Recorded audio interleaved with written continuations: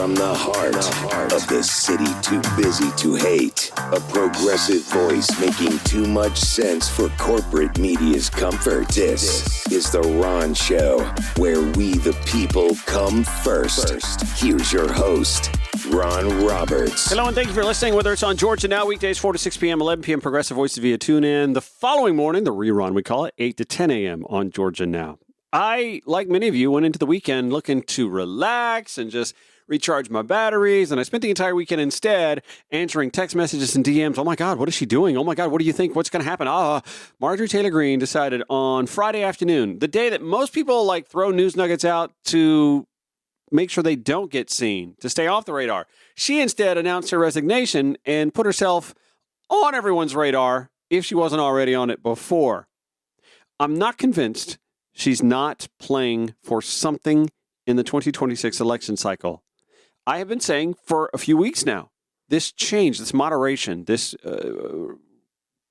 metamorphosis, if you will, of Marjorie Taylor Greene into a more moderate voice, a more reasonable, rational Republican voice is the sort of tone that could actually help her win a statewide race, whether it's a Senate race, whether it's a gubernatorial race. I was equally insistent before this moderation that she stood no chance outside of her district of winning a statewide race. Said that several times on this show as well. The Brian Kemp version of the GOP is what wins statewide Senate races or gubernatorial races, constitutional races in the state of Georgia. What she had was a very super safe, very MAGA-rific congressional district for her to run and win in. And now that she's stepping aside, obviously that's going to make it possible for another MAGA-rific candidate like a Colton Moore to represent Georgia's 14th district. Yay. Anyway, Shawn Harris is the Democratic congressional candidate. He's making another go of it, and he is already on the ground. We will talk with him a little bit later in the show.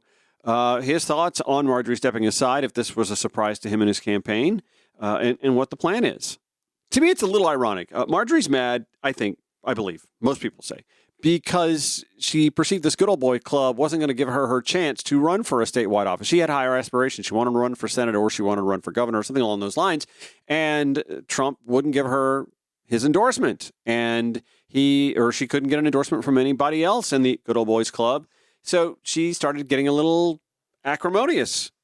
And also the ACA subsidies thing. I think she started actually, noticing things weren't going well for the working class. She's never really been a member of the working class per se. I mean, her dad owned a construction company that she now manages, and she's lived a pretty comfortable life. Maybe not affluent, but a comfortable life. But yeah, I mean, she's probably moderated in tone because of some personal touch.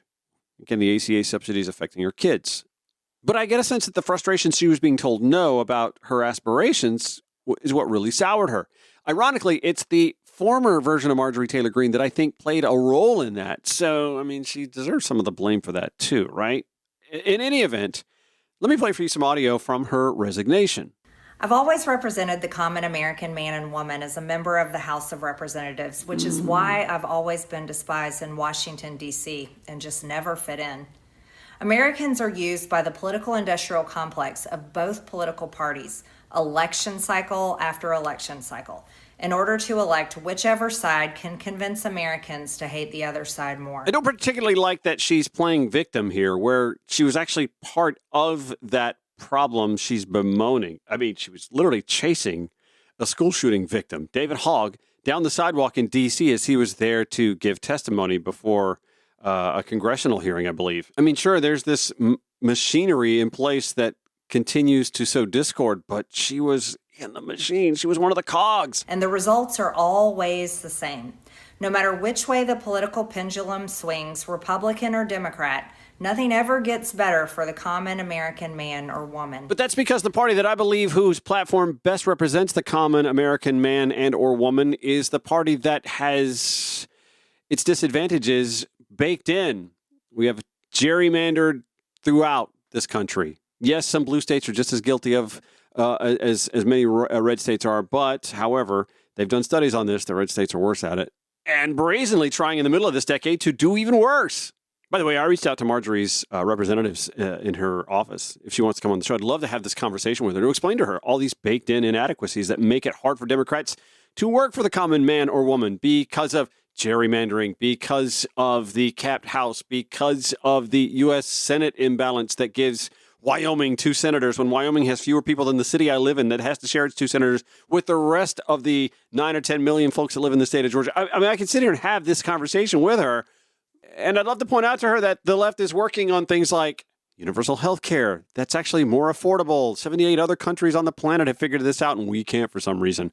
Or that, there's only one side of the aisle that wants the minimum wage to keep pace with inflation, that protects worker rights and union collective bargaining rights so that workers can continue to get the contributions that they make to their employers' profits coming back to them as equally as it goes to the C-suite execs and CEOs. I mean, I don't know. Maybe I'm just thinking out loud here. Like if this is who she has been for the last 2 months, is more the Marjorie that we can anticipate in the future, maybe she's approachable. I don't know. So I did. I reached out to her, but I haven't heard back. The debt goes higher. Corporate and global interests remain Washington's sweethearts. You don't say. American jobs continue to be replaced, whether it's by illegal labor or legal labor by visas or just shipped overseas. Well, I mean, let's get tough on illegal employers. Maybe a little less xenophobic towards those who are lured here with the illegal employment, but maybe targeting the illegal employers with tougher punishments. I don't know. Just an idea. Just thinking out loud here. Small businesses continue to be swallowed by big corporations. Americans' hard-earned tax dollars always fund foreign wars, foreign aid, and foreign interest. And the spending power of the dollar continues to decline. The average American family can no longer survive on a single breadwinner's income, as both parents have to work in order to simply survive. And today, many in my children's generation feel hopeless for their future and don't think they will ever realize the American dream. And that breaks my heart. Well, we could have elected a president that was offering home buyer tax credits for first-time home buyers in the tens of thousands. We could have elected a presidential candidate who was going to work to continue to forgive student loans with their burdensome debt. That affects a lot of her kids' generation. We didn't elect that presidential candidate, however, and she didn't support that presidential candidate either. I ran for Congress in 2020 and have fought every single day believing that Make America Great Again meant America first. I have one of the most conservative voting records in Congress, defending the First Amendment, Except drag queens. Second Amendment, unborn babies, because I believe God creates life at conception, and I love to fight for the little guy. But not the uninsured or the underinsured little woman. Strong, safe borders, I have fought hard for that. I've fought against COVID tyrannical insanity and mandated mass vaccinations. And I've never voted to fund foreign wars with your hard-earned tax dollars. To this point, I still can't believe that Representative Jamie Raskin was trying to woo her to the Democratic Party. Are you listening to this, Jamie? However, with almost 1 year into our majority, the legislature has been mostly sidelined. We endured an 8-week shutdown, wrongly, resulting in the House not working for the entire time. And we are entering campaign season, which means all courage leaves and only safe campaign re-election mode is turned on in the House of Representatives. She would know. During the longest shutdown in our nation's history, I raged against my own speaker and my own party for refusing to proactively work diligently to pass a plan to save Americans' health care and protect Americans from outrageous, overpriced, and unaffordable health insurance policies. To her credit. The House should have been in session working every day to fix this disaster. But instead, America was force-fed disgusting political drama once again from both sides of the aisle on television every single day.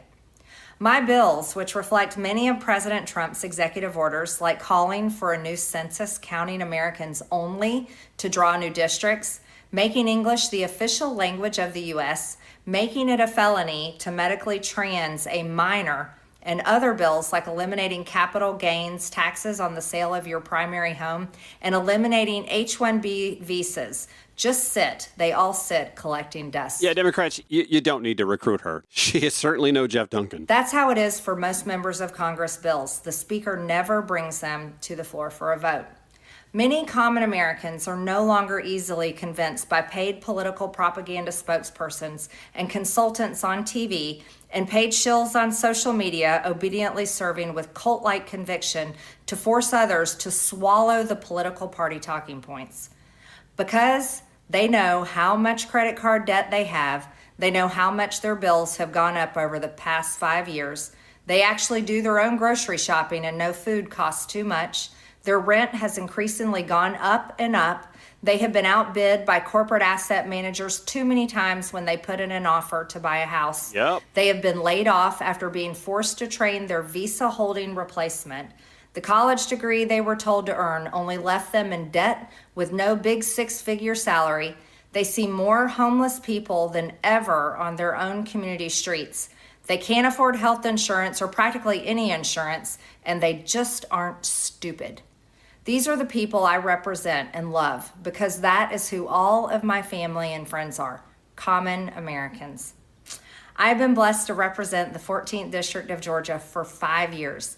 The district is filled with some of the most wonderful, kind-hearted, God-fearing, patriotic, hardworking people you will ever meet. Which is why I was so openly surprised that she represented them all this time, honestly. Good, regular, common Americans. I've worked hard to bring taxpayer dollars back home to help district needs. Actually taking credit for a lot of Build Back Better programs that President Biden and Democrats pushed through. But okay, whatever. She actually gave a lot more of her MAGA resume that should be a clarion call to Democrats. She is not one to be recruiting over to the party. I don't care how big a tent you think it is. It ain't big enough for anti-trans, anti-immigrant, anti-soft diplomacy. Nope, there's just no room in our tent for that. I'm going to stand my ground on this. Instead, let's get to the juicy part where she talks about loyalty being a two-way street. Loyalty should be a two-way street, and we should be able to vote our conscience and represent our district's interests because our job title is literally representative. Standing up for American women who were raped at 14 years old, trafficked and used by rich, powerful men should not result in me being called a traitor and threatened by the President of the United States. I have too much self-respect and dignity. I love my family way too much, and I do not want my sweet district to have to endure a hurtful and hateful primary against me by the president that we all fought for, only to fight and win my election while Republicans will likely lose the midterms, and in turn be expected to defend the president against impeachment after he hatefully dumped tens of millions of dollars against me and tried to destroy me. She's not wrong. It's all so absurd and completely unserious. She's right. I refuse to be a battered wife, hoping it all goes away and gets better. She's absolutely right. In the meanwhile, there now will be a special election. We don't have the date yet, but there will be a special election sometime late January, early February, we would presume. Shawn Harris, who was running against her in the November general, is going to run anyway in that special election. He's up next to tell us just how prepared his campaign is on The Ron Show when it returns on Georgia Now, Progressive Voices via TuneIn or wherever you podcast.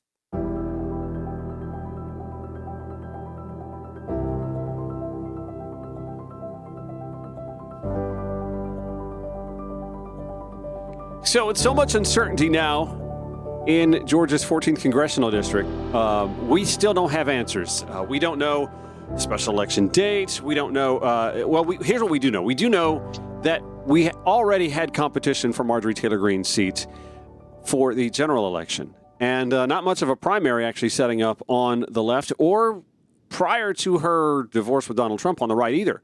But we knew we had a candidate ready to step up and take her on in the general election. And now we assume that he's going to take on probably a handful of Republicans in what will be essentially a jungle primary election coming up between now and in May. And he joins me, Shawn Harris. Thank you so much for joining the Ron Show today. What have your last few days been like? I mean, it's got to be crazy since Friday, right?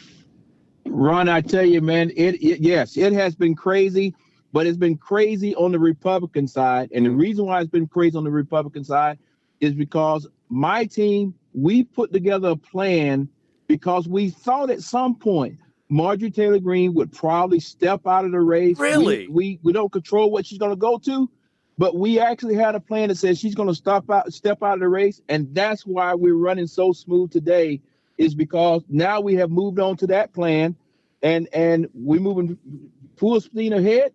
And if it's 10, 12 Republicans that I'm running against, bring them all on. It's not a problem. I'm stunned to hear that you and your team actually had it in your mind that this was a possibility. What was it that led you to believe that this could happen? Ron, you know me. I did 40 years in the military. My job is to plan. And one of our branches that we had in our plan was simple. Marjorie Taylor Greene walks into the dome in March to sign up and say, I'm going to run for the 14th district. But then all of a sudden she tells the lady, no, I'm running for senator, or no, I'm running for governor. And then we go into a tailspin. That plan didn't play out that way, but still the same results. Marjorie Taylor Greene is not in the race anymore. She's retiring, or whatever you want to say it, quitting January 5th. A key thing I want your listeners to understand, Marjorie's not doing any of us any favors, because January 4th is when she hits her 5-year plus mark. That means she gets her retirement from Congress. So she specifically picked the 5th just to make sure that she could say focus again on Marjorie Taylor Greene. It has never been about the people here in Northwest Georgia. And now, as soon as Marjorie started talking about affordable housing, healthcare issues, all of those things, which were my talking points, the Republican Party said, and Donald Trump said, you got to get out of here. We don't want you anymore. Well, I was going to say, it sounded a lot like she was talking about some of the very same things all of a sudden, because she made so much noise about how the passing of the ACA subsidies going away was going to affect her grown adult children. Like they were coming to mom for help on that. She's like, wait a minute, this is my money. I'm not supposed to be helping you at this point in my life or yours. And so, yeah, I mean, to the point that there were Jamie Raskin in the House of Representatives was openly courting Marjorie Taylor Greene to maybe join the Democratic Party, which is absurd on its face, given all the other positions that she's taken. Yeah. But yeah, she was suddenly talking about affordability. And I've said on this show a number of times in the last few weeks, I thought beating her was going to be harder with this tone of hers than it would have been 3 or 4 months ago with the caustic, acerbic tone that we'd come to know of her. No, you know, at the end of the day, it is very hard for people to truly change. Marjorie is saying all the right words. Now she has roughly about 4 more weeks back in Congress. There's a lot of things going to happen. What I would submit to you and your listeners, and also to the people here in Northwest Georgia, will Marjorie actually put her name on a piece of paper that supports extending health care for all the people here in the 14th district? Going back to what you mentioned about her daughter, 8,000 people have been calling Marjorie saying, my health care bill is going up. She never answered the phone. It was only to her daughter brought it to her attention. And if you go back and look at that video, Marjorie Taylor Greene says, oh, this health care issue now is personal to me. I got to fix it. So again, nothing about anything here in the district was ever, Marjorie never focused on the people. It was always about her personal self. And at the end of the day, I'm happy that she's gone. I wish her the best of luck or whatever she's going to try to do next. I'm glad that I hope that we can tone down the rhetoric, because nobody should get killed or threatened. Their family should be threatened in this type of environment. But at the end of the day, Shawn Harris, leadership matters. It's my job and our opportunity as Democrats, Democrats, independents, and common sense Republicans to all come together, and we can bring the change right here that we want in Northwest Georgia. And then, Ron, we got to turn right back around again and do it in November. So I need people to understand that this fight that night here in February, whenever the Governor Kemp's going to say it's going to happen, when we win that night, celebrate, but we got to turn right back around, because guess what? Come November, we're going to be in the fight right again. You made up a point that I think needs to be examined a little bit further, in that only when Republicans are personally affected by things do they tend to sing a different tune. Nancy Reagan famously, for stem cell research, when her husband, Ronald Reagan, the former president, diagnosed with Alzheimer's. Marjorie makes a great example of this with the Affordable Care Act subsidies and how health insurance is something. Dick Cheney, his daughter, who, of course, he just recently passed. daughter is a lesbian, and all of a sudden he's a little more malleable on LGBTQI plus rights. That just always seems to bear itself out that when Republicans are personally affected, they suddenly have some insights and some empathy into the plights of those who are affected. 100%. I'm glad you brought up the Cheneys. When I'm speaking to common sense Republicans, I'm speaking to that wing of the Republican Party because something that I never thought I would see in my lifetime is we had a vice president that passed away.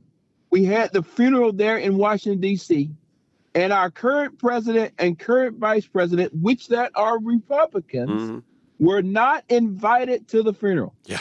That right there speaks volumes about how messed up our political system is and how messed up the Republican Party is.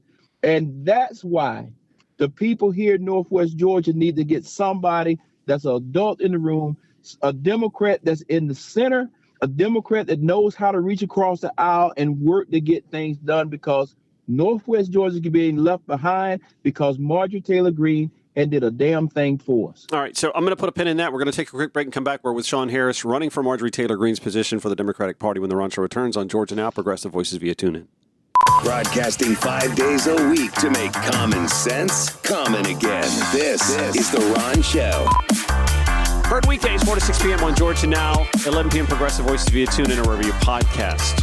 Shawn Harris is running for Marjorie Taylor Greene's seat and has been for quite a while, actually. That campaign's been on the ground doing the work in Georgia's 14th congressional district. Now you get to run for it, it sounds like 3 times in this upcoming calendar year. So the heavy lifting is just getting started. We were talking a little bit off the air before we came on about what sort of impact a Donald Trump endorsement might have in your district. We don't know yet who's going to run. We know that I believe the neurosurgeon that she beat in the primary here a while back, Dr. John Cowan, is looking to run maybe. Senator Colton Moore, State Senator Colton Moore, sounds and looks a little bit more like the more MAGA-rific candidate of the batch who could be the one that gets Donald Trump's endorsement. He's certainly been courting Donald Trump's attention for a while with his antics. Of course, getting tackled in the halls at the Georgia State House for going into a chamber he was not allowed to go into.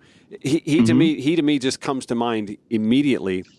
But your thoughts on that? Arguably, Marjorie Taylor Greene had no chance of winning a statewide race because of these antics. It worked in Georgia's 14th congressional district, maybe. But statewide, she didn't have a chance. I argue that the Marjorie Taylor Greene of the last 2 or 3 months probably had a better chance of winning than the Marjorie Taylor Greene we knew before then. But talk to me about the impacts of a Trump endorsement or the sort of antics it takes to win the 14th district versus running in a statewide race. And I'm glad we're having this conversation because people have been asking me this all the time here the last couple of days. The bottom line is I think it's probably going to be 8 to 10 to 12 Republicans that are going to jump in this race. Wow. With that being said, Donald Trump is going to put his fingers on the scale and pick one of them. Yeah. I think the one that he's going to pick is going to be more mega than Marjorie Taylor Greene. Wow. The question then comes into that is when that person wants to become more mega and start talking all the crazy things that Marjorie used to talk about when it was Marjorie point one, the community, our district is saying, no, that stuff is not working. Healthcare is too high. Grocery bills are too high. I don't care if Trump want to take it down to tariffs. So what I'm saying to you, Ron, is this. That particular person is actually going to pull votes from all kind of places. And at the end of the day, because we're going to be in what they call a jungle primary, whatever you want to call it, I run it any kind of way they want me to run it. But they're going to be in a jungle primary. My goal is to get Democrats, independents, and common sense Republicans all to come behind me. And I'll let that 20 or 12 Republicans over there split the vote in between themselves. We win it. We go to Washington, D.C., and do great things between now and November. And because people see that they got a leader that can get results, we'll come back and we'll run against whoever they want to run against me, and we'll beat them again. So I look forward to Marjorie. I look forward to Marjorie Taylor Greene. I'm glad I mentioned her name. I look forward to Donald Trump putting his finger on the scale. But guess what else I look forward to? I look forward to Marjorie endorsing somebody. Mm. Because Marjorie and the president has had a divorce. And oh, by the way, I don't believe Marjorie, whoever the president endorses, Marjorie's not going to help that person. You think the rift is that deep? Like they won't even find the rift is that deep. I think the rift is that deep. That's their business. But what I will say is this: the one thing that we got going on right now, we don't have that much time, right? Because the governor, our governor, which is not a fan of Marjorie Taylor Greene, anybody in the state knows that, he will have to make a decision here real soon and tell us when are we actually having this special election. Our analysis, we're thinking somewhere between February and March. We'll let that play out. What I'm doing right now, Ron, we are 100% back in campaign mode. If you were here in the district, you will see people have already put their signs back out in their yards. Signs are going up everywhere. And next Tuesday, not tomorrow, next Tuesday, you'll see where I'm opening up my headquarters there in Rome, because we're actually getting people out and start knocking on doors and getting at it, because Democrats are ready to fight, and we know we have to fight to win this race. This is a red-leaning district. There's no doubt about that. However, it's also been impacted by a lot of MAGA policy. Dalton is part of your district. Dalton, yes. Of course, the carpet industry has, not just the carpet industry, but the carpet and supporting industries in and around Dalton have been impacted by Trump's immigration policy, and you have some more blue-leaning areas in Cobb County now as a part of this district.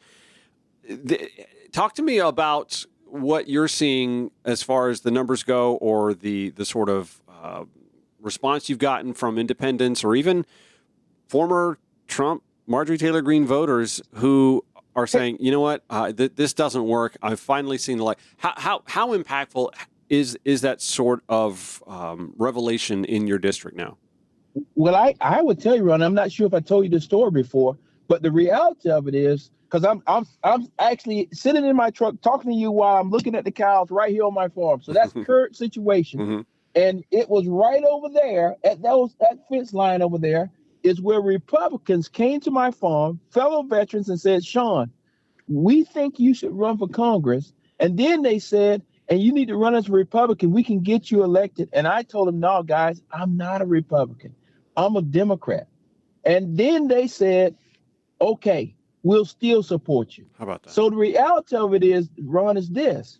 What I'm saying to the Republican community is you already was with somebody who didn't tell you the truth. I could say a stronger word, but my mom taught me better than that. Stick with somebody who's going to tell you the truth, but it's also going to say, I'm going to work across the aisle to get things done for here in Northwest Georgia. So I just had people come from West Cobb the other day to sit here in Rockmart and talk specifically to me about what can they do to help me win this election. Some of those individuals were Republicans, not all, but some. So the bottom line is this. When we hit this particular race, Marjorie Taylor Greene is not in the race anymore. The people in this district are going to have a choice between a bona fide, real leader, Shawn Harris, versus all these other people on the Republican side that all of a sudden, think about what I'm about to say, was not bold enough to run against Marjorie Taylor Greene when it was the Marjorie Taylor Greene. There was only like 2 or 3 that was in there. But now all these others want to jump into it. I tell you, those are not leaders. Those are people that are looking for opportunity, and that's not right. That's how we got Marjorie Taylor Greene in this district in the beginning. She moved from Atlanta here just to capitalize. The difference is Shawn Harris. I got out of the military, came here, bought a farm, started raising cattle, and Ron, I would tell you, it wasn't until we actually got here on the farm, because I was in Israel, a lot was going on, that we realized that Marjorie Taylor Greene was our representative, and that was a shock. I'll just tell you that. That was a shock. Talk to me a little bit about the fact that you stuck to your Democratic Party roots when there was immense pressure, obviously at the fence line, I'm hearing, from those in your district to perhaps run as a Republican. I'll be honest with you. Living here in a deep blue dot in the city of Atlanta, Democrat can mean something different here than it means in your district. We saw nationally here just a few weeks ago where the word Democrat in New York City meant something different than it meant in the state of Virginia. But it worked for both New York City and for Virginia. I know, sometimes you get needled. I see this all the time. Folks want to needle Democrats for not being, vocal enough on Pride Month or something along those lines. But talk to me about your Democratic Party bona fides, because that is something that is a source of conversation, not just in your race and in your district, but, we've got a former Republican running for lieutenant governor, and folks want to know about his Democratic bona fides. Talk to me about your Democratic Party bona fides. What is it that makes you rock solid, rock rib Democrat and never swaying from that? That is a great question. The reason why I can do this is because, first of all, I'm true to myself. And I tell that story no matter who I'm actually talking to, Democrats, independents, common sense Republicans, even MAGA, okay? But the other piece is, here in Georgia, we got a leader now in Charlie, who is our chair, that has said here in Georgia, the tent is big enough for all the different versions of a Democrat that's in this party. Mm-hmm. And through Charlie's leadership and others' leadership, they allow me to be the Democrat here in the 14th that's probably more like the governor of Kentucky than somebody than Andre that's there in Atlanta. Mm-hmm. You have to be the leader for the people that you're representing. Right. And I'm not the Atlanta guy. I don't want to be the Atlanta guy. Mm-hmm. I love Atlanta, but guess what? I was born and raised on a dirt road in Southwest Georgia. Mm-hmm. My dream was to own a cattle farm. You come to my house right now, that's where I'm sitting, out here on the cattle farm. Mm-hmm. My people that I'm going to be representing also own farms. Mm-hmm. Hence, I got to make sure that when I vote in D.C., I'm voting for the interests of the people there here in Northwest Georgia. But guess what? And I'll use an example. It just played out the other day. The Farm Bill, believe it or not, is called the Farm Bill, but 60% of the Farm Bill is the SNAP program. Mm. Why do I bring that to your attention? It's because nobody actually called it the SNAP program. They called it the Farm Bill. Right. With that being said, we just saw what SNAP was hurting everybody across this country. In my district, 141,000 people who are dependent on SNAP. With that being said, I must, when I'm in D.C., I must get the Farm Bill passed because it's still based off 2018 budgets or budget write-ups. With that being said, when I get that Farm Bill passed, not only am I helping the farmers here in this district and across Georgia, but I'm also helping all of our seniors and less fortunate kids throughout the state of Georgia. And that's why you will see people from Atlanta is going to be supporting me. You're going to see people from all over the country support me because guess what? They know that Shawn is a true Democrat, but true to his district. And it's no different between me and somebody else in a major city. I just got to stay focused on the people here in Northwest Georgia. Yeah, that's a smart answer. I mean, what impacts Northwest Georgia is different than what impacts Atlanta. Obviously, we're worried about transportation and transit, and of course, SNAP benefits are vitally important here. But crime prevention, how to tackle crime, those are issues that are core to Atlanta or a major city. Obviously, what affects your district is completely different, but. You marry the two, I think, pretty well. Obviously, farming and SNAP benefits are intrinsically tied because if people cannot buy their goods to eat, then the farmers can't benefit from that either. And so that marriage of the two makes a lot of sense. You also talked about the sort of support you're going to get, not just in your district, but throughout the state and, of course, throughout the country. Now, since Friday, with Marjorie Taylor Greene's surprise announcement, obviously it doesn't sound like it was a surprise to your campaign, but because of her surprise announcement, there's going to be a lot of attention nationally on your district race. We saw this happen with Marcus Flowers taking on Marjorie Taylor Greene a few cycles ago.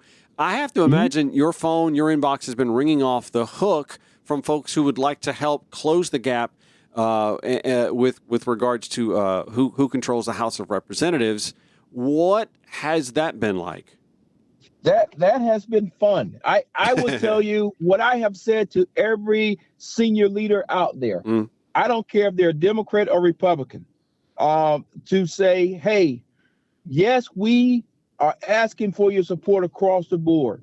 However, we understand this is that an endorsement from somebody that's way out in California, all those things are great. The endorsements or the support that really helps me win comes from the people that live inside of our district.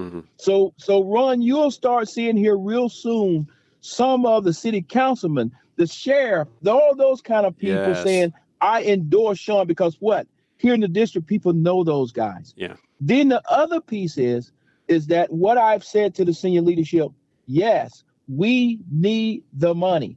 Please donate to our campaign, because now we're not talking about November of 2026. We're talking about less than 6 weeks from now. We're already in an election, but guess what? We're going to need that income to help us buy more signs, to help us get more people out and knock on doors so that we can get the turnout that we want. Because guess what? All of these things, Ron, that I'm talking to you about are already happening right now during Thanksgiving. It's going to also be happening during Christmas. And Ron, is also going to be happening during New Year's. I love my volunteers, but I also know those are going to be some low points. And in order for me to win, we have to keep things at a very high rate. We have to make sure that everybody knows. And Ron, because you're right there in Atlanta, you know when I tell you this, you're going to say, yep, Shawn, you're right. Ron, we have an election every other week here in Georgia. It seems like it, yeah. So if I'm not mistaken, Jason Estevez's election just happened the other day. There's a runoff. And I think y'all having another runoff. There's a runoff. So what I'm saying to you is the people here in Georgia, I don't care where they're at in Georgia, they have fatigue on these elections. Hence, they get confused on what do you mean, Shawn, you got a special election? Well, what does that mean? Right. That's why I need that support of senior leaders saying, please come out, come help knock on doors. Let's get people to the polls, because it's still people today, Ron, that are waking up saying, what is Shawn and Ron talking about? What do you mean Marjorie Taylor Greene is going to that she quit the House? That word hadn't even made it to them yet, because they're not news jockeys like you and I. I don't know. I think everybody knows that Marjorie stepped out. It seems like my social media feed was riddled with folks who don't even pay attention to politics, because Marjorie Taylor Greene is just a special animal. Nonetheless, you're right. Tons of special elections going on. Lots of attention on the holidays coming up.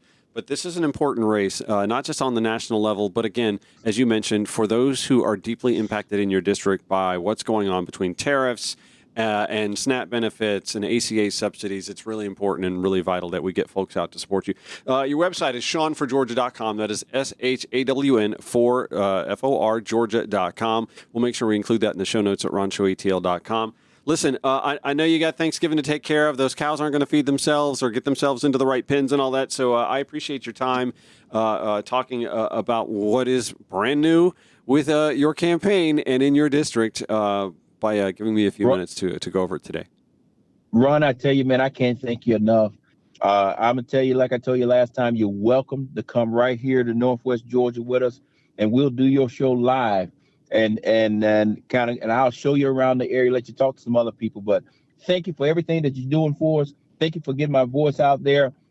And I just want to thank all the people that listen to your show. Thank you. I want to thank them for their support. And let's go win this thing. Leadership matters. You're right. We are going to do a barnstorming tour at some point in time, and so I'll make sure that we have your area and you, of course, lined up to sit down and have a conversation with us. Shawn Harris, thanks for the conversation today. I appreciate it. Good luck to you. Thank you now. All right, quick break. Back after this. Thank you so much for listening to The Ron Show on Georgia Now on the App Store, Google Play, or at HearGeorgiaNow.com. Progressive Voices via TuneIn or wherever you podcast.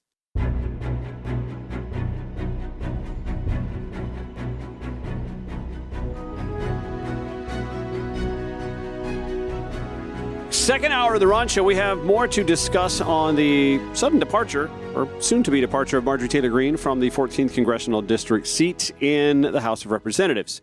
We will talk with David McLaughlin from the Kudzu Vine podcast, which covers Northwest Georgia politics pretty extensively. We had Wendy Davis on from that last week. David's up next. We'll also talk with Jack Zibluck, who is running for a state Senate seat that happens to be occupied by Colton Moore right now. Mike Colton Moore, who'll be running, we assume, for Marjorie's seat, be suddenly available as well. In the meanwhile, here's a story that just broke earlier this afternoon that is egg on the face of the Trump administration. And this is the CBS News Special Report. I'm John Dickerson. The criminal cases, I should say, against former FBI Director James Comey and New York Attorney General Letitia James have just been dismissed. Comey was charged with giving false statements to Congress back in 2020 and obstruction of justice. He pleaded not guilty. Yeah. James, who also pleaded not guilty, was charged with bank fraud and making false statements to a financial institution. The case was being prosecuted by Trump-appointed U.S. Attorney Lindsay Halligan, who has never tried a criminal case. A Virginia federal judge found Halligan was illegally appointed to the role. Never mind how unqualified she was for it in the first place, as evidenced by the fact that she did not present her Comey case to the entire grand jury, but to one member of the grand jury, and then presented it as if the entire grand jury had rubber-stamped it. Let's start with Justice correspondent Scott McFarlane. The judge's ruling, illegally appointed to the role. What does that mean? Yeah, these two very high-profile criminal defendants made a series of arguments to get their cases dismissed. They both think they're politically motivated cases, vindictive prosecutions, that there was some form of problem with the grand jury as well. Yeah. That's not what this is. This ruling is that the prosecutor on the case, Lindsay Halligan, who 2 months ago was a Trump White House aide, was not lawfully in the position of U.S. attorney, and therefore the cases must collapse. And they're dead for now, John. They're both dismissed without prejudice, which means they can be refiled, but it's going to be complicated for James Comey. His case is beyond the statute of limitations of 5 years. What the judge is saying here is that Lindsay Halligan is not in the position lawfully because there's a 4-month window in which you could have an acting U.S. attorney serving as top prosecutor. That window closed September 22nd. Therefore, Halligan is not to be the U.S. attorney unless judges choose her to be. What's more, John, in this unique scenario, Lindsay Halligan is the only prosecutor whose name is on the James Comey case and on the Letitia James case. She's the only one who would sign her name to it, the only one who presented to the grand jury. If she's not there lawfully, there's no second chair. There's no backup. Therefore, the cases are dismissed. Listen, here's the thing. Neither one of those cases were going to render guilty verdicts from a grand jury in either case. The goal wasn't so much to seek out that verdict. The goal was to put these two through the ringer. Again, this is all about retribution. This isn't so much about getting the verdict eventually. I don't believe. This was more about, okay, you guys put me through hell, I'm going to put you through hell. Specifically in Letitia James' case. James Comey, it was just disloyalty. He was one of the early establishment Washington personalities to say, no, sir, you cannot break the law while I'm on watch. That's all it was. Comey, of course, then wrote a book, went on the tour, made the whole spiel. And so obviously he was almost immediately public enemy number one for Donald Trump. And I'm actually stunned it took Trump as much time as it did upon re-entering the White House to get around to drafting up this. Well, actually, here's the problem. Lindsay Halligan, as you heard the reporter say, was the only U.S. attorney who was willing to put her name on the document in the first place. In fact, remember, Trump fired her predecessor because he refused to do so. So, okay, I'm answering my own question. Sorry about that. Anyway, this is just not only utterly embarrassing, but obviously just eliminates any possibility of putting James Comey, specifically because of his statute of limitations, and Letitia James just because, well, okay, good luck finding another U.S. attorney willing to put their name on it. I mean, that'll take some time. I'm guessing the clock is starting at 4 months, right? Before that gets re-entered. Just utterly embarrassing. Not a good way to start the work week if you're Donald Trump or the Trump White House. Obviously, with the Marjorie Taylor Greene stuff still fresh on everyone's minds, which we will get to next hour when the Ron Show continues on Georgia Now. Hear the show in its entirety wherever you podcast, and show notes are always available at ronshowatl.com or on your podcast platform. From the heart of the city too busy to hate, a progressive voice making too much sense for corporate media's comfort. This is The Ron Show, where we the people come first. Here's your host, Ron Roberts. I mean, I don't feel like I got enough sleep this weekend. Like, everybody gets to recharge and relax and refresh. And then Friday night, as we're heading into the weekend, I'm thinking I'm going to recharge, relax, refresh. And news that Marjorie Taylor Greene has decided not to, not only not to run for her congressional seat, but apparently not running for anything, but is going to step down early from her role in the House of Representatives representing Georgia's 14th Congressional District. And speaking of, as we've had this conversation now so far with Shawn Harris, who's the Democratic candidate, let's continue the conversation on what happens now for Northwest Georgia with David McLaughlin, co-host of the Kudzuvine podcast, covering a lot of Northwest Georgia political issues. David, thanks for joining me. Your reaction when you heard that Marjorie was going to drop out, were you stunned, shocked? Shawn Harris made it sound like his campaign really was prepared for this. Yes, I tell you what, I was more than shocked. My father had to have an emergency visit. He's okay. To the hospital in Rome, Georgia, where Marjorie Taylor Greene claims is home, and my phone blows up. 10 different ways. Like, what do you think of this? And one person, can I run?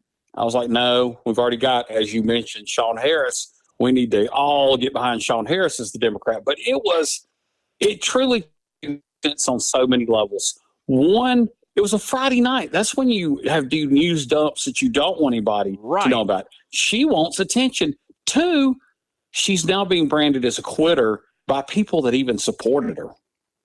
Wow. Yeah, and as a lot of folks have pointed out, the fact that she has timed her stepping away to be just days, hours, if you will, after her 5-year pension vests, which, listen, she's made millions of dollars. And so a few thousand extra each year really doesn't make that big of a difference. But still, it's like on the way out, if you're so principled and America first and fiscally sound and yada, yada, yada, why aren't you stepping down a little earlier or denying that you want that vested pension? Yeah, I saw initially somebody pointed out that she's going to get a pension because she stays 6 days. Then I actually saw how much it would be, about $8,000 a year.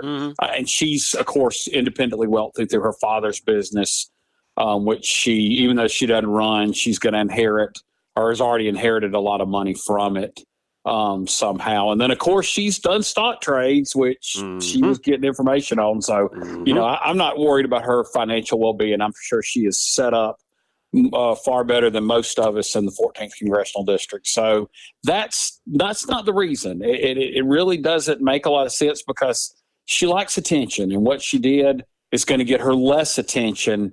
And I really don't know what the next movie is. I've heard all kind of things speculated, but that's people that are completely speculating. They don't seem to have an inside track to know what the next movie is. There are those, I think they're two diametrically different thoughts. One that I had for the longest time leading up to this shocking news on Friday was that the Marjorie Taylor Greene that we've experienced the last 6 to 8 weeks, to me, was vastly more electable outside of her district, like statewide, if she wanted to run for statewide races, than the Marjorie Taylor Greene that we knew before then. And then there are those that go, actually, what you've seen of her the last 6 to 8 weeks, that's not the real her. And I don't know which is legitimate. I don't know which one is. Maybe it's just wishful thinking on my part that the moderating sits down and talks on the View version of Marjorie Taylor Greene is the better human nature of her. And maybe that's just how I look at people. I want to see the best in them if possible. Or was this just all calculating? I kind of think, knowing now what we know, hindsight is our benefit. She's alienated herself from Donald Trump and a lot of MAGA. That this is why I kind of think that what we've seen of her the last couple of months is the true Marjorie Taylor Greene. But you tell me if I'm wrong on this. You have a better sense, I would think.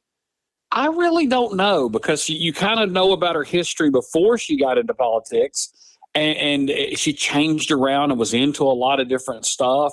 And then throughout her tenure, she's been into some stuff, but she's been pretty hardcore MAGA, really likes to, own the libs, stick it to them. That seems to be something she's doing less of.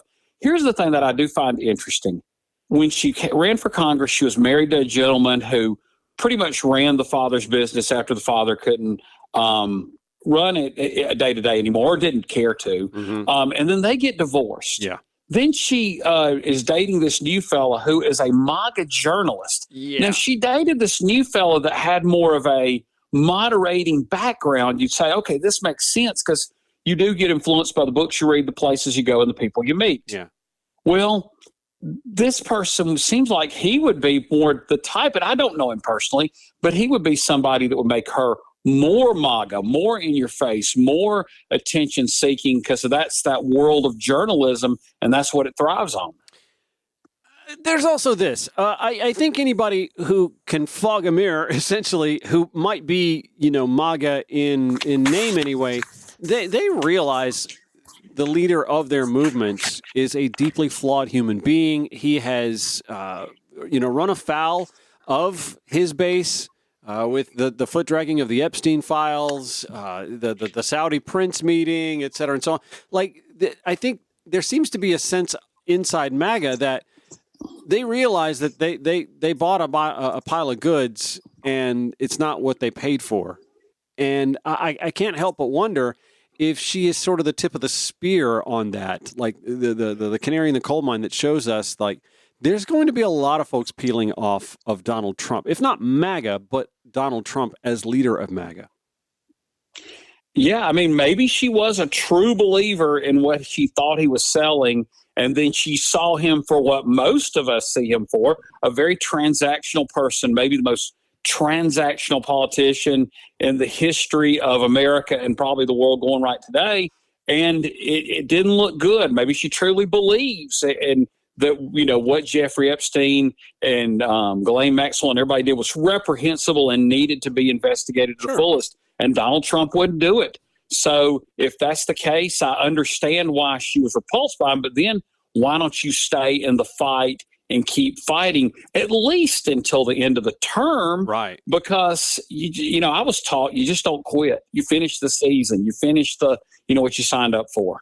We're with David McLaughlin, who is co-host of the Kudzu Vine podcast, talking about Marjorie Taylor Greene's sudden exit. There was always a lot of noise made before this divorce that she was getting swatted a lot. Like, there were people who were like ordering pizzas or calling cops to her residence in that district. And I don't know how legitimate much of that was, but she really seems to have been vastly more rattled by the swatting and delivering of pizzas to her house after the divorce from Donald Trump, because, the proof is in the pudding. She is not just stepping away eventually. She's stepping away as soon as I think the House calendar would allow her to do. Which is reality, I guess. I mean, do you really think there was a whole lot of that going on beforehand? Listen, I'm not trying to sit here and say the Democrats are better people or that, liberals are above this. I just didn't feel like that really fit the narrative, but I kind of can understand where she felt like her life may have been imperiled by crossing Donald Trump's, line. Well, I tell you, sadly in today's politics, if you're going to enter public service, particularly at the congressional level upwards, you kind of know that that's part of the deal. Talking about people's lives being endangered, several months ago, this was before she had kind of this transformation, there was some type of swatting call, threat made to her home. I don't even believe she was in the district at the time, right? But I believe he's an off-duty public service employee, heard it and started, driving down the road in Rome to go to her house quickly, and ended up hitting someone, and that person died. Oh, God. So people's lives have been lost due to this swatting, but this person wasn't even in Congress, sadly. Wow. They were just an innocent citizen driving on the roads of Rome, I believe shopping based on where it was, where it happened. And so it just, I don't know what we do to move from a country where we don't do this regardless of what your politics and the other person's politics are. And hopefully that's not why she stepped away. But if it did affect her in a deeper way, well, then I would take her at her word if that's what she said it was. What do you make of the field as it sets up so far. We expect that the governor is going to announce a special election sometime soon. Shawn Harris, for his part, said he and his campaign were prepared for this. His military background would lead you to believe that he's prepared for any possibility, and so he apparently had this on the dry erase board anyway. But outside of Shawn Harris, we're hearing Colton Moore is salivating at the prospects of running to serve that district in D.C., but the neurosurgeon that she defeated before may be stepping in. How many people do you anticipate are going to step up and run? Well, and I'll tell you this. This is a progressive program, so hopefully most of the people listen to some progressives. I cannot say this enough. It needs to be on the Democratic side, Shawn Harris. Mm-hmm. He is a retired military person that owns a cattle ranch. He has a perfect profile for a district. Is honestly politically conservative, this one is. Mm-hmm. And if he runs by himself, he can make this, he can, either win or if no less, finish second in this jungle primary, mm-hmm. and then get to the runoff when it's head-to-head and anything can happen. Yeah. And we just don't know who will be the Republican. Now, as far as the Republicans, if you didn't have to give up your office, you might see tons of folks jump in this thing, but that is going to be tricky. In that, Colt Moore, if he jumps in, he's going to have to give his state Senate seat. He'll probably be the big MAGA candidate. Yes, and it will be. Oh, God. And they'll probably, you would think there'll be a lot of folks that see this as their chance to get to Congress.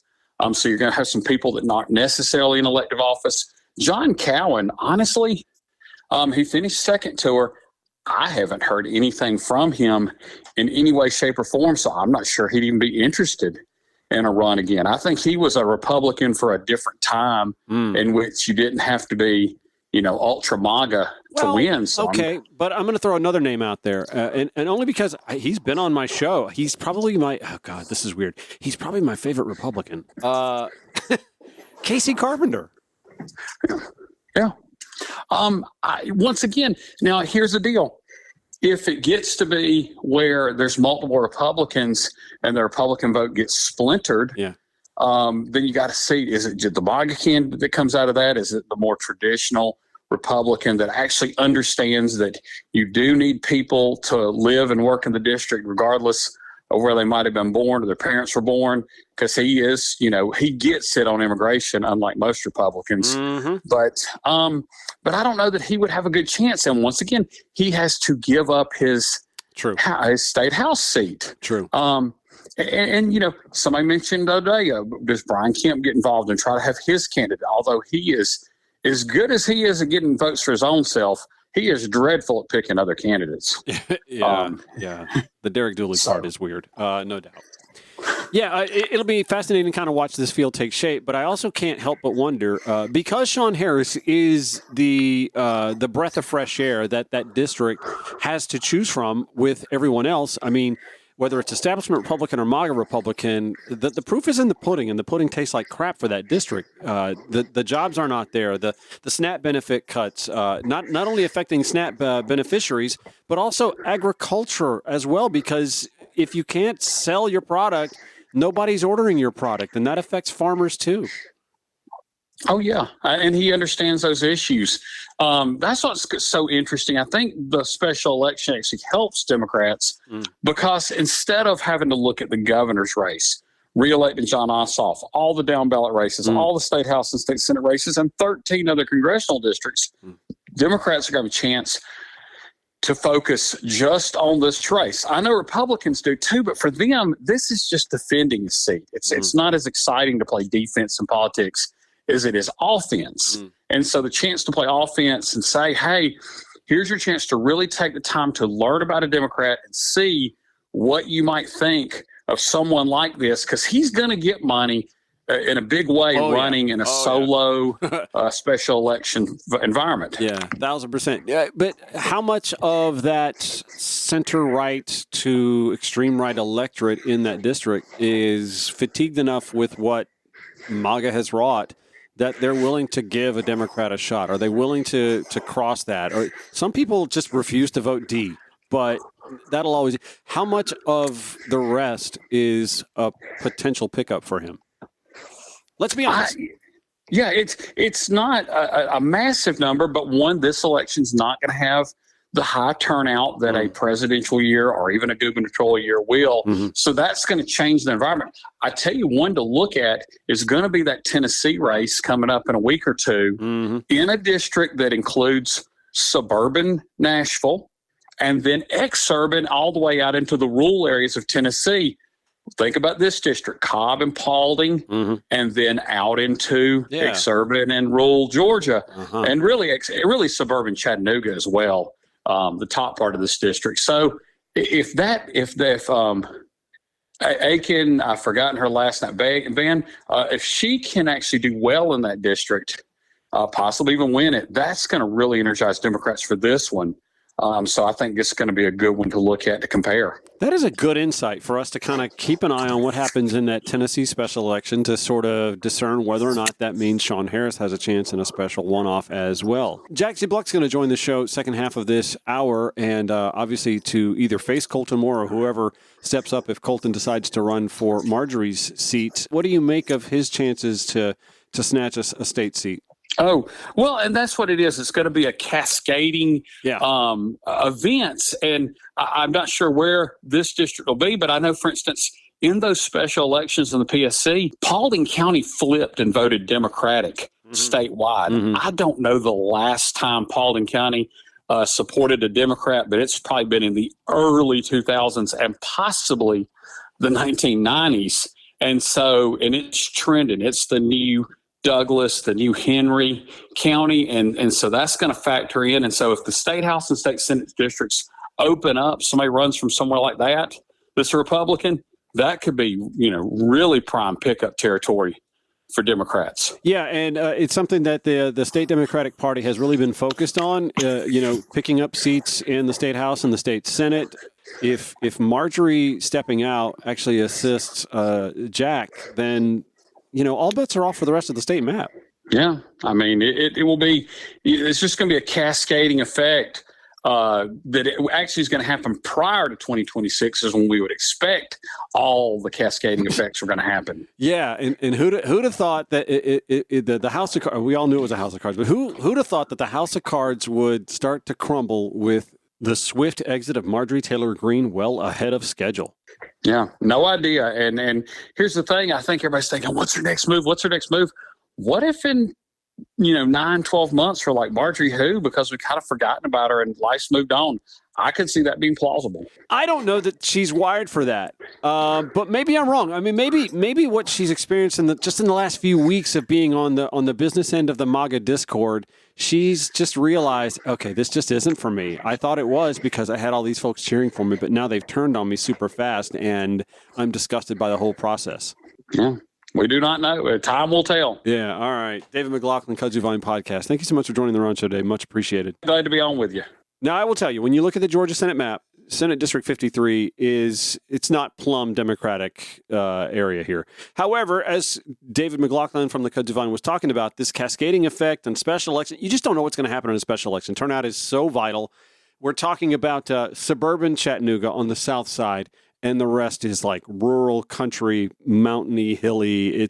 We're talking about Somerville, Georgia, Lafayette, not Lafayette, Lafayette, Georgia, Trenton. I mean, these are very small communities, very rural counties. It's going to be a tough pickup for a Democrat, but Jack Z. Bluck, who's run for that spot before, it's good just to have candidates running in these sort of districts that you feel just by looking at them, your party has no chance in. You got to have candidates run or else you definitely cannot win, right? Well, Jack has run for this before.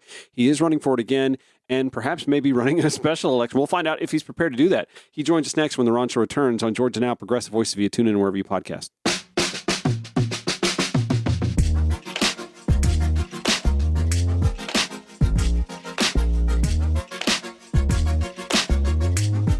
Instantly, I'm making a mental note of this, and I'm telling you so that you can remind me in case I forget.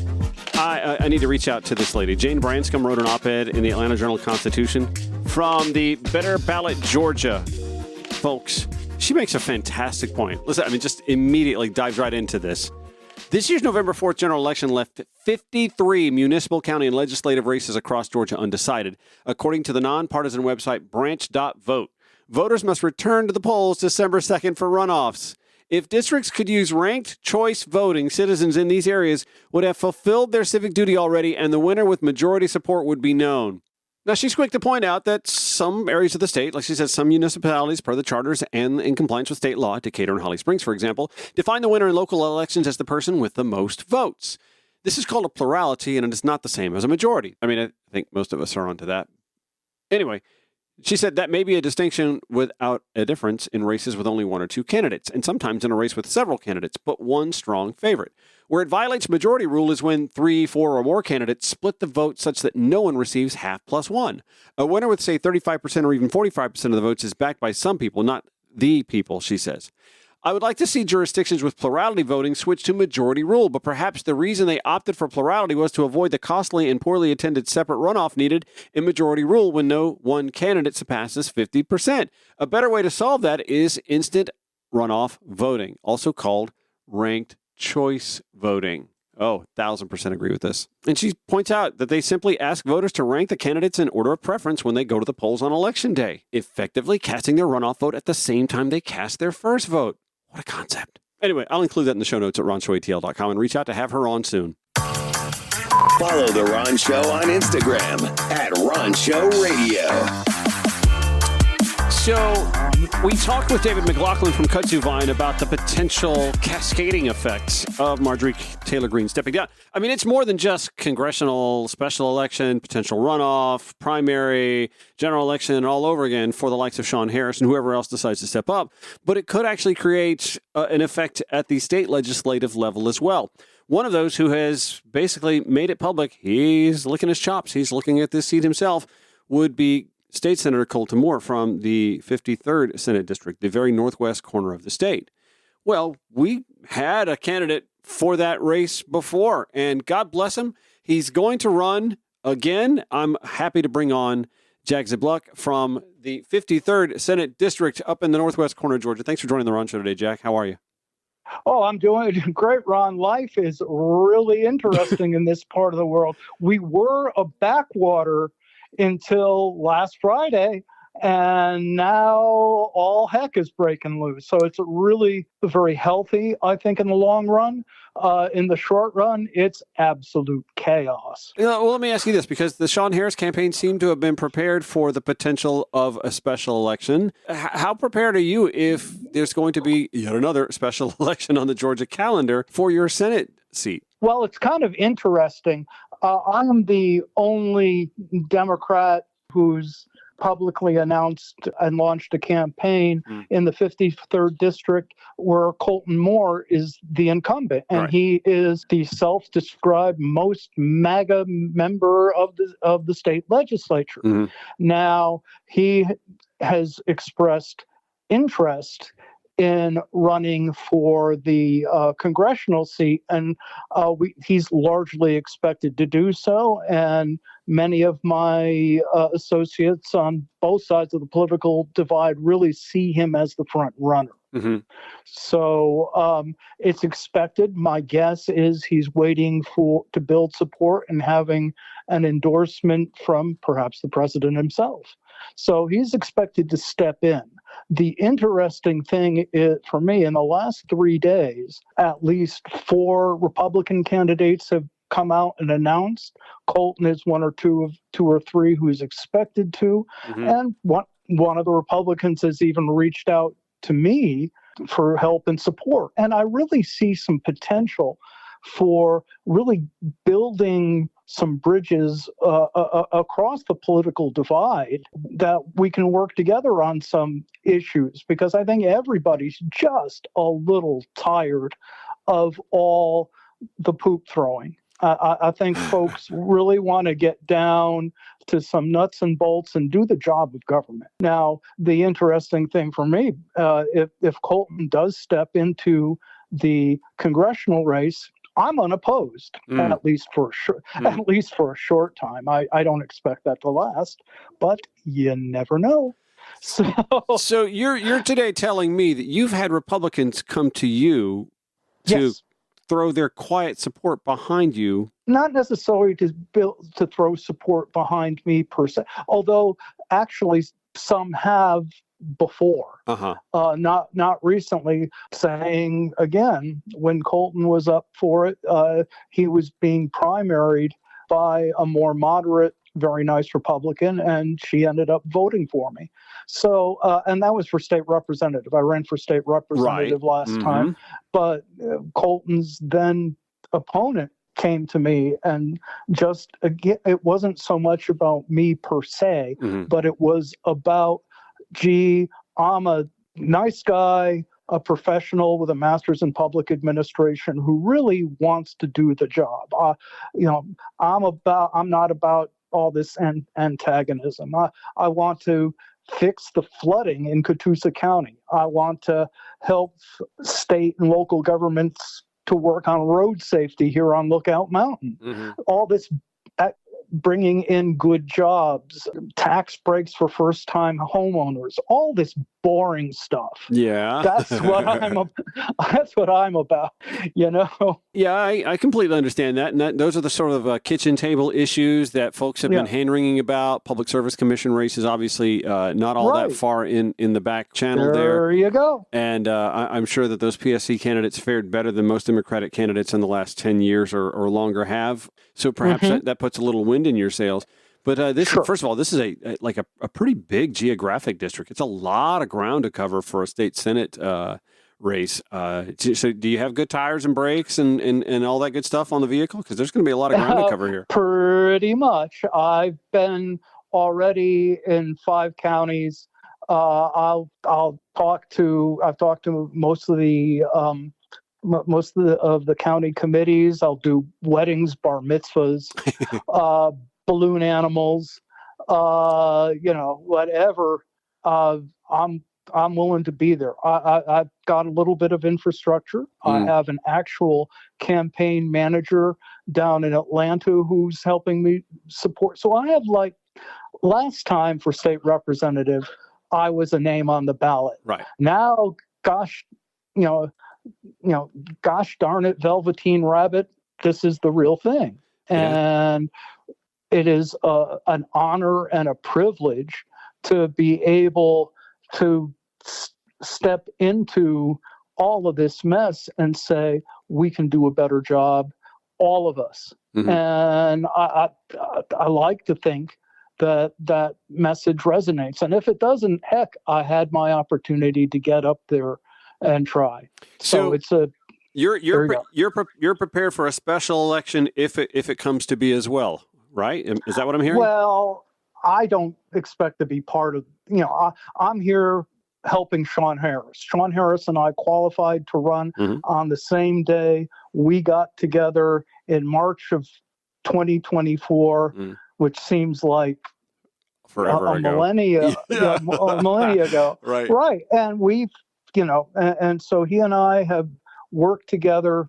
We're in touch fairly regularly, and I'm supporting him every bit of the way. So, and as of today, we have an independent running, Rob Ruskowski, aka Rob Rush, who's a little further south than me on Lookout Mountain, and he's running as an independent. So things are really moving around here. We're got the jungle primary is going to be very interesting. For sure. Yeah. But yeah. I mean, to be clear, if Colton Moore steps in to run in that race, there will be a special election for that Senate seat that you're running for.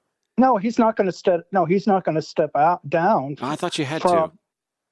I'm okay. I'm not sure about that. Yeah, no. Okay. Yeah. Okay. If he runs, I thought you could run for an office and still occupy. He's not resigning from the state Senate. So if that's the case, okay. I'm still learning about all of this. Me too. I mean, don't get me wrong. Listen, I mean, I didn't realize that this was a necessity until State Senator Jason Estevez stepped down to run for governor at the same time, and I thought that was a choice. And so it's my understanding that that's actually the protocol. So I guess that's why I wanted to have you on to make the. And I know this seems like an ambush question now, but like, if Colton Moore does step down to make a full-throated run at this in a special election, what would you do? Step up to the plate. I'm not going anywhere. Love that. And whatever it takes, I'm going to be there.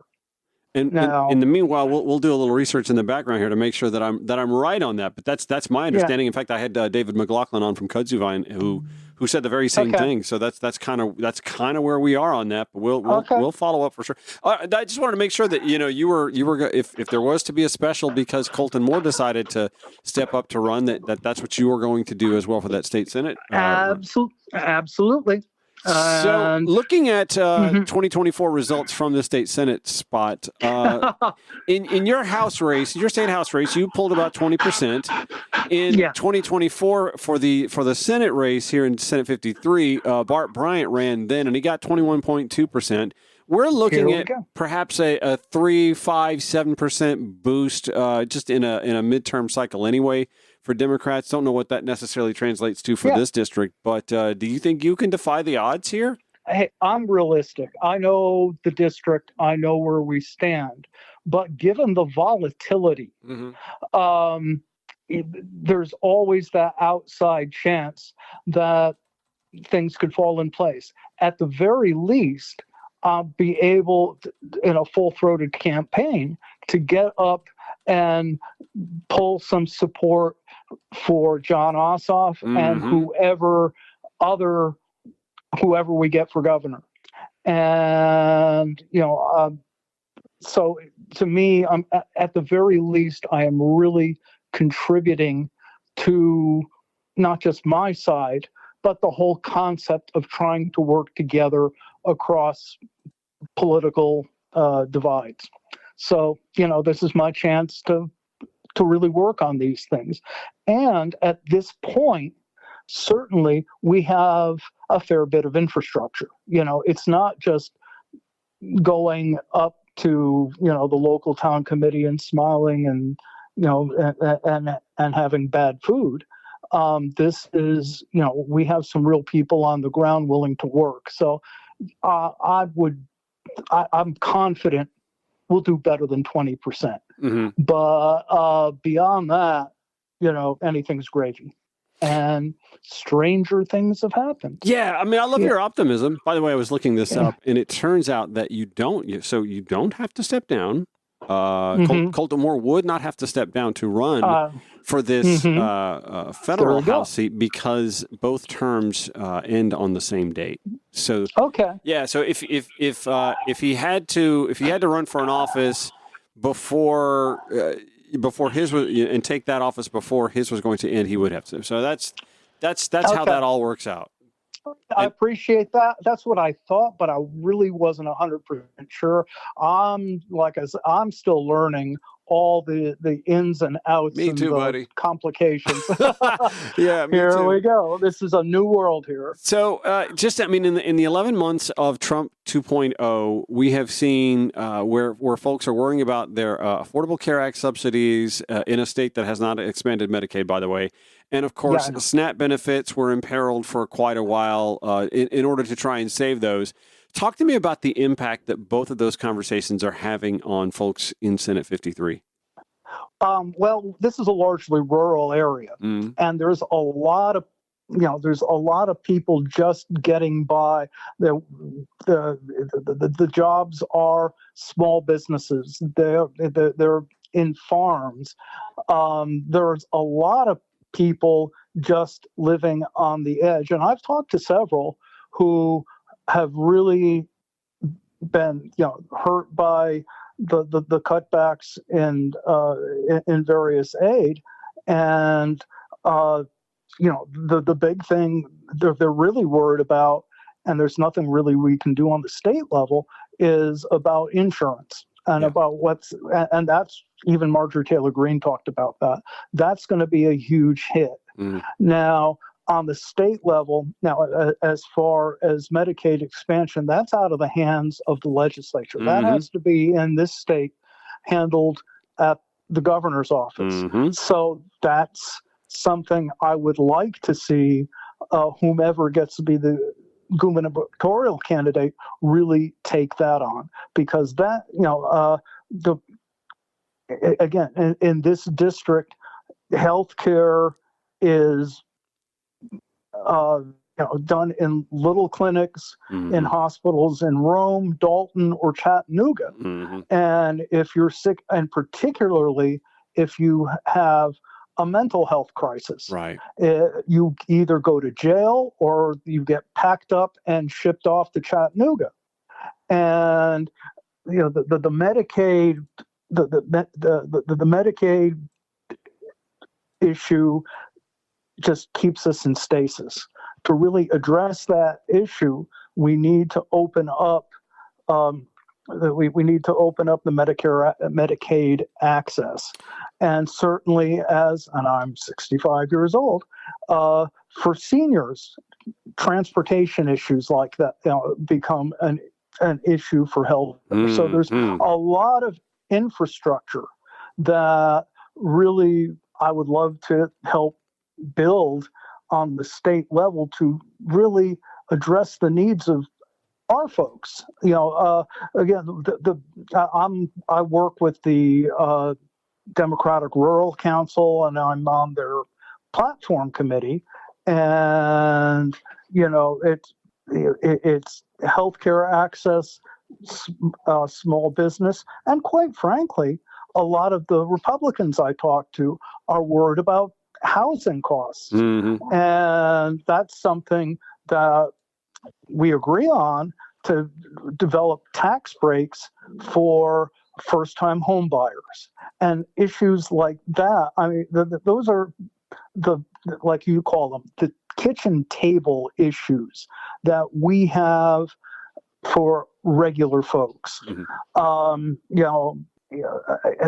those are the things I want to focus on. And a lot of us are hearing, and like you saw in the Public Service Commission elections, those things, the cost of living things, resonate. Peter Hubbard was all over the state. He came to Dade County, in the corner of the state between Tennessee, Georgia, and Alabama, and he came up there and he heard us talking about the Georgia Public's electrical rates. Right. Something else going on that I am hearing about, that I'm making sure is on the state party agenda, is data centers, because they come in and they suck up a lot of the electricity, and that raises to take care of them, that's going to raise electrical rates even more.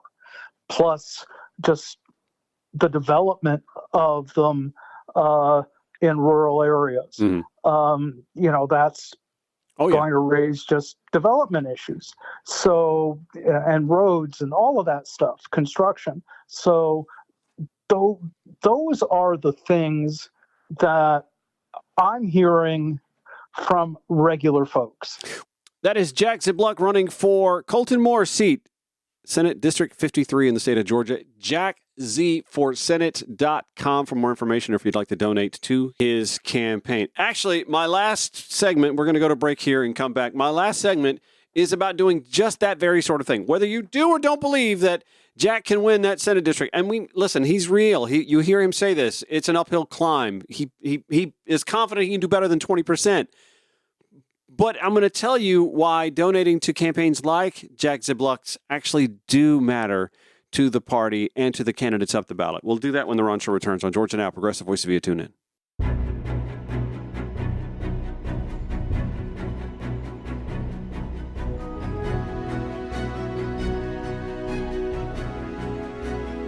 Lots to cover today, right? And most of it, of course, Northwest Georgia focus. And trust me when I tell you that when I launched this show, it wasn't about focusing on Atlanta politics or my hometown of Augusta's politics or even Marjorie Taylor Greene so salaciously as we have for the last few weeks. I mean, that's where the story is. That's where the stories are emanating from. So that's where we are right now. The goal with this show and with Georgia Now, the home station of this show, is to cover all stories in the state as much as possible. And so that's why you hear me taking calls from throughout the state whenever possible to discuss issues that matter throughout this state.